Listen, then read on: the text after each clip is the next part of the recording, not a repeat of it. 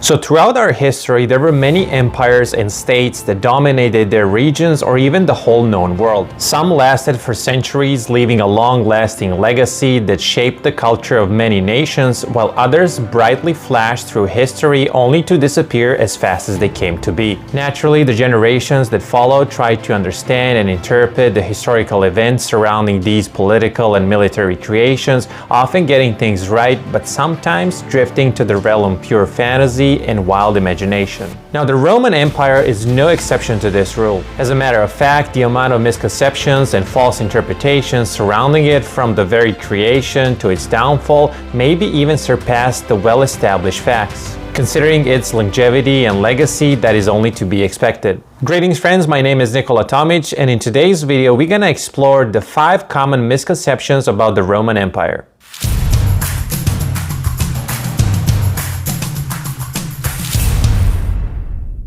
So let's start with something that is familiar to most people, and those are gladiator fights, more specifically the belief that all gladiators were slaves. During their many conquest campaigns, the Romans brought back many defeated and enslaved people back to Italy and Rome to serve in various aspects of life. Some were bought by rich landowners to work in their fields or help maintain their estates. Others were sent to work in mines or other industries, while the ones who were skilled with blades and in a good physical health would end up in various gladiatorial schools where they would be trained to fight in arenas across the empire. Now, although this is how most gladiators found their way there were also those who voluntarily chose this path. Often those will be people who gained their freedom by fighting only to realize that the society didn't offer much for them as a free citizens, thus they went back to the only lifestyle they knew, the way of the sword. Some were individuals who ran into a rough patch in their life and they simply needed more money, thus gladiatorial fights offered a promise of quick reward, although with a lot of risk. There were also those who simply wanted glory and the excitement of a roaring crowd cheering their name as they stood victorious on the sands of the arena.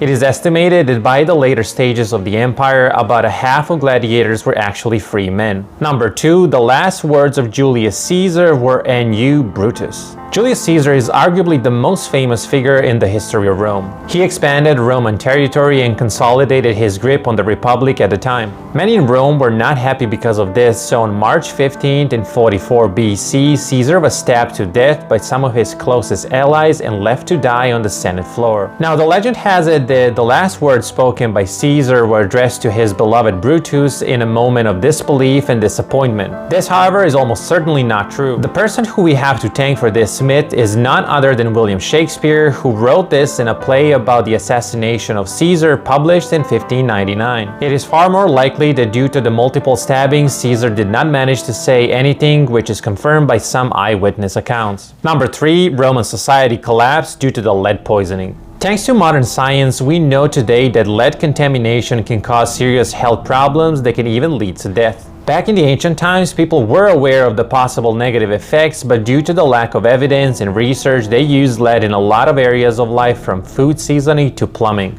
Now, some theories suggest that lead poisoning was one of the main reasons for the ultimate downfall of the Roman society. This, however, is not true. Matter of fact, modern studies on Roman aqueducts and skeleton remains concluded that the level of lead present in their organism would not lead to mass poisoning and a total collapse. Furthermore, the lead level found on skeletons of Roman citizens was far lower than their European counterparts of the same era. Number 4, Romans were deliberately vomiting at parties so they can eat more. So if you ever watched any movie or a show that includes a party in Rome, you were probably disgusted by the absolute excess of every kind. One of those myths states that the greedy and filthy rich Roman aristocracy ate so much that they had these holes in the floor known as the vomitoriums that they would go to empty their bellies before continuing their onslaught of various food. This is not true, and although the vomitoriums did exist, they served a totally different purpose. This was a term used to describe the giant door at the various stadiums such as the Colosseum. The reason they called it this is because of the way people would spill out on the street once the gates were open. run. And if you ever attended any major stadium event, then you know what they meant. And number 5, Caligula's horse was a senator.